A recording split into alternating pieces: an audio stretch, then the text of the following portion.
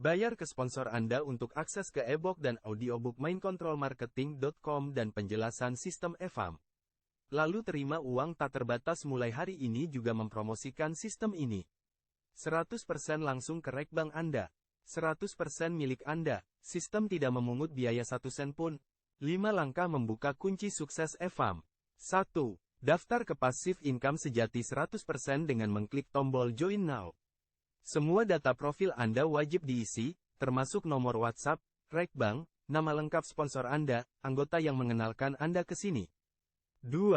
Kirim Rp95.000 ke Rekbank sponsor Anda, yang datanya ada di laman profilnya. Lalu Anda mengonfirmasi pembayaran ini ke WhatsApp-nya. 3. Setelah sponsor Anda memberitahu admin bahwa Anda telah membayar, keanggotaan Anda kami setujui. Anda lalu bisa mengakses member area di mana Anda akan mengunduh e-book dan audiobook mindcontrolmarketing.com yang telah Anda bayar, dan menemukan presentasi sistem EFAM. 4. Bila Anda memutuskan upgrade menjadi anggota berbayar, Anda bisa mengakses semua produk kami dan memulai perjalanan Anda menuju passive income 100%. Kami memberi Anda jaminan 100% puas atau uang kembali 100% selama 3 bulan. 5. Anda terus mempromosikan situs ini tiap hari memakai alat-alat promosi siap pakai. Anggota yang Anda sponsori yang ingin mengakses member area akan mengirim Rp95.000 ke Rekbank Anda. Uang ini 100% untuk Anda. Anda lalu memberitahu admin agar akun anggota itu disetujui. Jika tiap hari Anda mensponsori 10 anggota, income harian Anda Rp950.000. Ini bukan penghasilan dari EFAM, hanya dari para anggota yang Anda sponsori untuk bisa masuk ke member area. Sekarang simak video book mindcontrolmarketing.com hingga bab 1. mindcontrolmarketing.com. Cara orang-orang biasa menggunakan psikologi pengendalian pikiran terlarang dan taktik-taktik militer keji untuk meraup jutaan dolar online. Oleh Mark Joyner. Daftar isi. Pengantar penulis. Pengantar. Pendahuluan. Bagian 1, Psikologi. 1. Ketaatan pada norma kelompok, mentalitas kawanan dan cara menggunakannya. 2. Ketaatan pada otoritas, ya Pak, tidak Pak, mau nomor kartu kredit saya, Pak. 3. Fenomena kaki di pintu, menangkis klik mouse Anda untuk melupakan. 4. Efek Zeigarnik, daya pikiran yang tidak selesai. 5. Disonansi kognitif, kebahagiaan berarti tidak pernah harus mengatakan Anda salah. 6. Kesesuaian dengan emosi, Anda senyum, saya senyum, Anda menangis, saya menangis. 7. Hierarki kebutuhan Maslow, memanfaatkan mengejar kepuasan. 8. Pengemasan, kecantikan mungkin hanya sedalam kulit, tapi siapa yang ingin jelek? 9. Ketidakpastian, hal yang pasti bahwa tidak ada hal yang pasti. 10. Killer Junior, kematian yang menjelang adalah ibu penemuan. 11. Heavy Ground, melancarkan seni perang ekonomi. 12. Tipuan, menghindari tombol hapus mematikan. 13. Pemusatan, tendang lawan Anda di tempat sakit, tepat di penyebarannya. 14. Faktor-faktor pengenalan, melihat itu percaya. Dan banyak lagi. 15. Operasi berkelanjutan, cara menjaga mesin tetap berjalan. 16. Kemenangan cepat, pilih pertarungan yang layak dimainkan. 17. Keberanian dan mengambil risiko, orang yang lembut hati tidak akan mewarisi apapun. 18. Jangan pernah mengambil kesempatan yang Anda tidak perlu, berani, dan bodoh, bukanlah sinonim. 19. Jangan pernah pulang dengan cara yang sama. Ambil rute berbeda agar kita tidak disergap. Jika Anda tidak mengapung seperti kupu-kupu, Anda akan disengat beberapa lebah cerdas.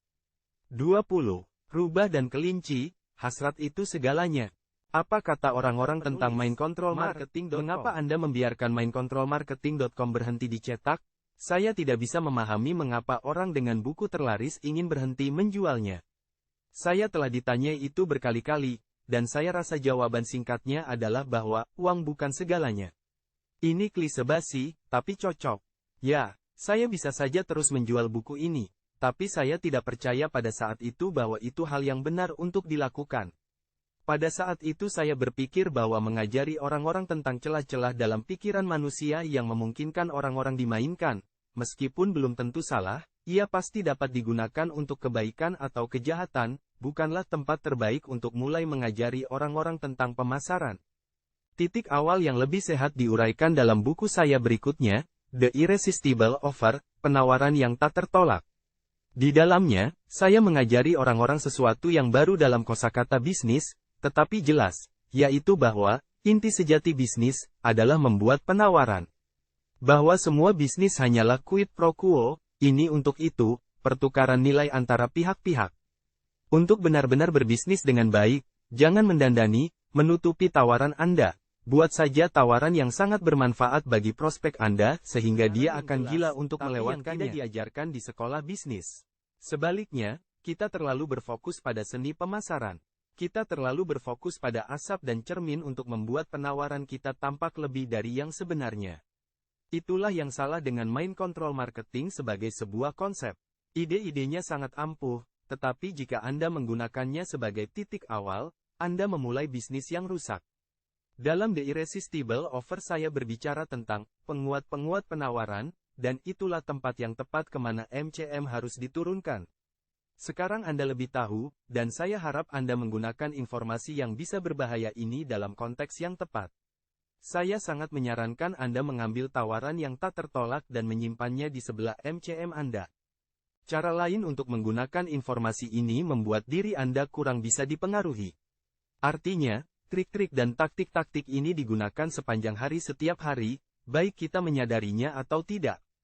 Dan mereka yang menggunakannya tidak selalu memikirkan kepentingan terbaik kita. Jika kita bisa menangkap proses-proses ini sedang digunakan terhadap kita, ia membebaskan kita untuk membuat keputusan yang lebih baik dan lebih sehat. Dan itulah hadiah yang akan jauh lebih berharga bagi Anda setelah Anda menggunakan informasi ini untuk menghasilkan banyak uang dan kemudian menyadari, seperti saya, bahwa uang bukanlah segalanya. Apa yang dapat saya lakukan? Ketika Mark mengizinkan saya untuk mengintip buku ini ketika masih dalam bentuk garis besar, saya tersentak tak percaya. Saya kemudian menulis email ini kepadanya. Kenapa, Mark? Kenapa? Mengapa kamu merilis informasi ini ke publik? Maksud saya tahu kamu ingin membantu orang, tapi mengapa merilis informasi ini? Dia mengabaikan saya. Dia melanjutkan menulis draft pertama bukunya. Setelah saya melihatnya, saya mengirim Mark email ini. Mark, sekali lagi, saya sangat menyarankan agar kamu tidak merilis informasi ini ke publik. Bukankah informasi ini bernilai lebih untukmu jika kamu menyimpannya sendiri? Buku ini mengungkapkan bagaimana orang-orang sebenarnya berpikir, sehingga siapapun dapat menangkap dan mengarahkan orang lain untuk membeli produk atau layanan apapun. Yang terpenting, apakah kamu benar-benar ingin sembarang orang memiliki kekuatan seperti ini? Saya tidak yakin sembarang orang dapat dipercaya untuk tidak menyalahgunakan ide-ide ini. Simpan ini untukmu sendiri. Mark tidak setuju. Dia mengatakan orang bisa melindungi diri ketika mereka mengetahui taktik-taktik psikologis ini. Dia juga mengatakan bahwa orang lain dapat menggunakan prinsip-prinsip ini untuk menghasilkan uang secara etis dengan membujuk orang lain. Dia berlanjut dan menyelesaikan bukunya. Anda sekarang sedang materi ini, apakah ini benar-benar seampuh itu? Simak, bayangkan seandainya Tuhan yang memprogram perilaku manusia menunjukkan kepada Anda panduan operasi yang darinya dia bekerja. Anda kemudian akan mengetahui lubang-lubang hitam dan titik-titik buta dalam benak orang-orang sehingga Anda dapat dengan mudah menangkap perhatian mereka dan mengarahkan perilaku mereka. Tidakkah Anda akan memegang suatu kekuatan yang benar-benar fenomenal di tangan Anda? Tidakkah Anda akan harus berhati-hati tentang siapa yang Anda pengaruhi? Tidakkah Anda akan bisa menghasilkan lebih banyak penjualan, menggiring lebih banyak pikiran, dan bahkan menguasai segmen-segmen publik untuk tunduk pada kepatuhan massal? Buku Mark adalah buku mantra itu. Ia mengungkap cara pikiran kita bekerja sehingga Anda, atau siapapun yang mengetahui informasi yang dulu terlarang ini, dapat mengendalikan perilaku orang lain. Saya tidak bercanda. Mark telah mengambil pengalaman paling rahasianya dalam intelijen Angkatan Darat, bertahun-tahunnya mempelajari rahasia militer dan seni bela diri Asia, dan rekam jejak legendarisnya untuk menghasilkan jutaan dolar di internet, dan merangkai semuanya menjadi sebuah perangkat nuklir kecil yang mudah dibaca. Buku ini. Saya belum pernah melihat buku seperti ini sebelumnya. Belum pernah. Ya, ada banyak buku tentang persuasi. Tetapi tidak ada yang ditulis oleh seorang jenius. Tidak ada yang telah diuji di pasar. Tidak ada yang telah menjelajahi tombol-tombol perintah dalam jiwa manusia seperti dilakukan buku ini. Ide cerdas dari buku ini, dari sebuah kartun, tidak kurang, dan secara dramatis memperbaiki surat penjualan yang saya tulis. Itu mungkin tidak terdengar sangat mengesankan sampai Anda menyadari bahwa saya dianggap sebagai penulis surat terbaik. Saya disebut penulis hipnotis pertama dunia. E-book pertama saya, Hypnotic Writing, diterbitkan oleh perusahaan Mark, terus menjadi buku terlaris abadi. Namun satu kartun kecil dari buku Mark, yang melukiskan satu wawasan psikologi sangat ampuh, membantu saya mengungguli semua surat penjualan saya sebelumnya. Saya telah melihat Mark menggunakan prinsip-prinsip dalam buku menakjubkan ini untuk membuat orang-orang tidak dikenal menjadi terkenal, seperti saya, menjual ratusan ribu produk elektronik, seperti e-book saya sendiri, dan membujuk orang-orang untuk bergabung dengan barisannya. Daftar emailnya sekarang lebih dari 1 juta nama. Berapa jauh lebih dari 1 juta dia tidak akan ungkapkan, tentu. Bagaimana dia melakukannya? Bagaimana Anda bisa melakukannya? Semuanya dijelaskan dalam halaman-halaman berikut. Buku ini memukau, memperluas pikiran, mengasyikkan, membuat merinding, menantang. Sebuah mahakarya yang tak perlu dipertanyakan lagi.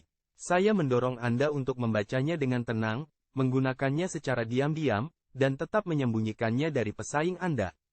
Joe Vitale, penulis Hypnotic Marketing, dan banyak buku serta kaset terlaris lainnya seperti mindcontrolmarketing.com, integritas etis buku ini mungkin segera dipertanyakan.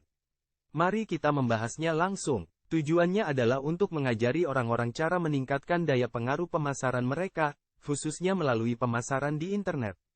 Namun, siapapun yang ingin meningkatkan keefektifan segala upaya pemasaran, kemampuan mereka untuk membujuk, keterampilan kepemimpinan mereka, atau bahkan kemampuan mereka untuk bergaul lebih baik dengan sesamanya dapat memperoleh manfaat besar dari ide-ide ini. Semua hal ini dapat ditingkatkan dengan memiliki sejumlah kendali atas pikiran orang lain. Meskipun bentuk persuasi ini terkadang sangat halus, kita semua mengamalkannya setiap hari dalam hidup kita baik kita suka atau tidak. Kadang kita melakukannya secara tidak sadar. Kadang niatnya hanya untuk membuat teman-teman kita mengikuti rencana kita, atau untuk membuat anak-anak kita patuh, atau agar anak kita membujuk kita. Namun, kita masih mengamalkan pengendalian pikiran setiap hari. Lalu, mengapa tidak belajar menguasai seni ini? Entah bagaimana, membujuk orang lain secara halus dapat diterima secara sosial jika dilakukan dengan senyuman di wajah Anda. Tetapi begitu niat Anda menjadi jelas, integritas Anda langsung dipertanyakan. Saya mengatakan ini adalah pakem atau adat sosial konyol yang menghina kecerdasan Anda. Mengapa tidak menerima fitrat Anda dan unggul dalam hal yang Anda lakukan ini? Apakah pengaruh itu sendiri benar-benar tidak etis? Ketika Gandhi memengaruhi rakyatnya untuk ikut dalam aksi-aksi protes pasif, apakah ini tidak etis? Ketika nenek moyang Amerika Serikat memengaruhi orang-orang untuk bangkit melawan tirani Inggris abad ke-18, apakah ini tidak etis? Ketika melihatnya begini, menjadi jelas bahwa bukanlah tindak persuasi atau pengendalian pikiran itu sendiri yang tidak etis, tetapi penerapannya. Maka, apakah pengendalian pikiran hanya etis ketika diterapkan dengan niat baik? Nah, kelompok Nazi percaya bahwa niat mereka baik. Orang mungkin melangkah lebih jauh dan mengatakan bahwa tidak peduli seberapa baik niatnya, penggunaan persuasi dan kontrol pikiran untuk membuat seorang melakukan apapun yang bertentangan dengan keinginan mereka, tidak peduli betapa nampaknya jinak, tidaklah etis.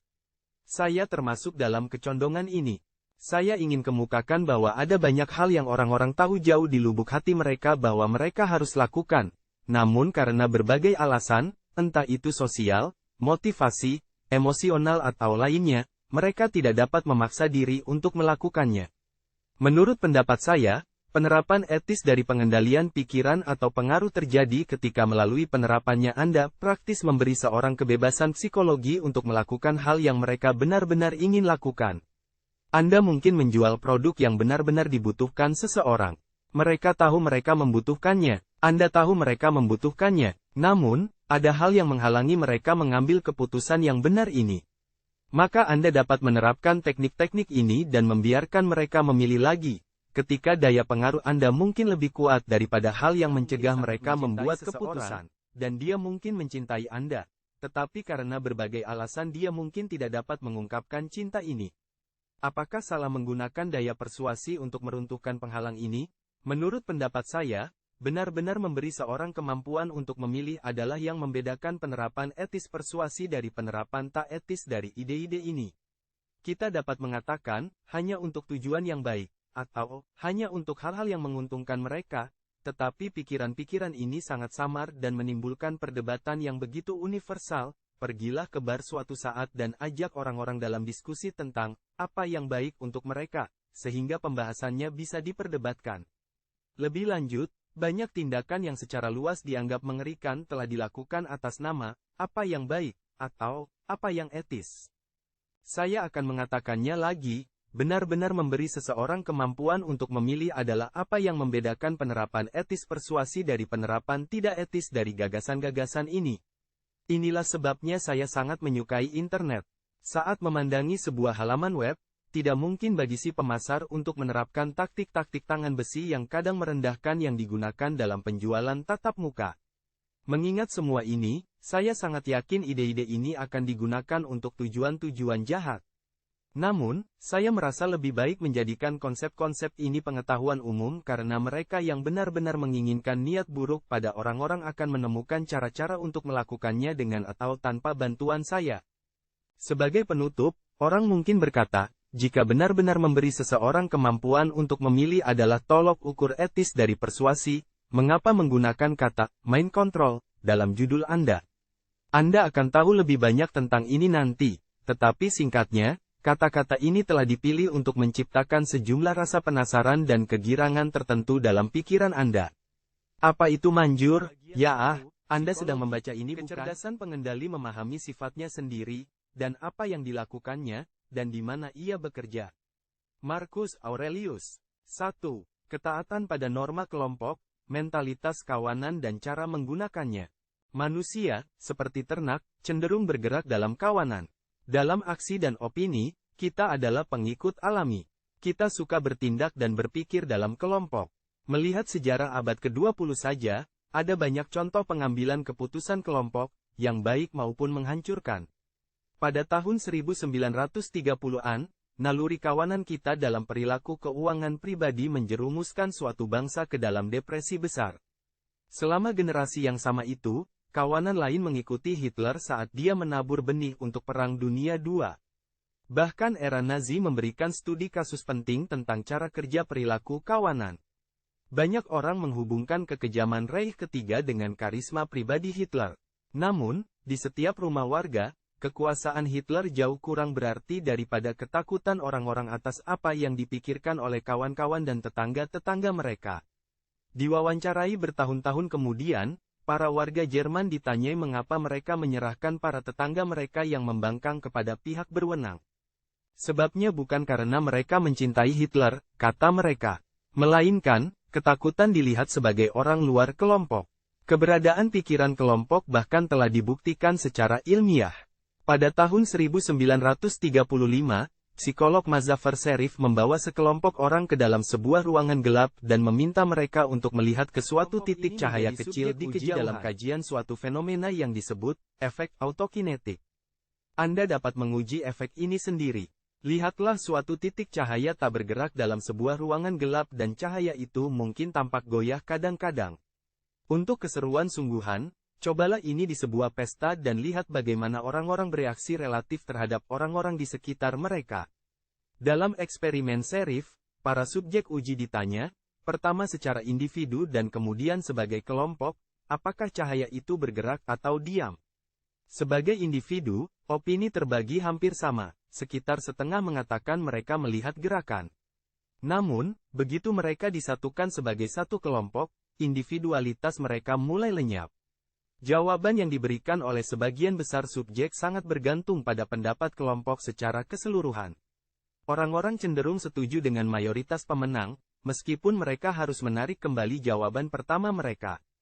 Kemudian, ketika ditanya untuk kali ketiga dan terakhir sebagai individu, para subjek itu cenderung berpegang pada pendapat kelompok mereka dibandingkan pandangan pribadi mereka sebelumnya.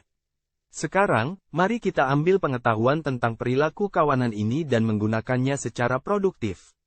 Internet penuh dengan kawanan. Sepintas lalu, Anda tidak akan berpikir ini yang berlaku.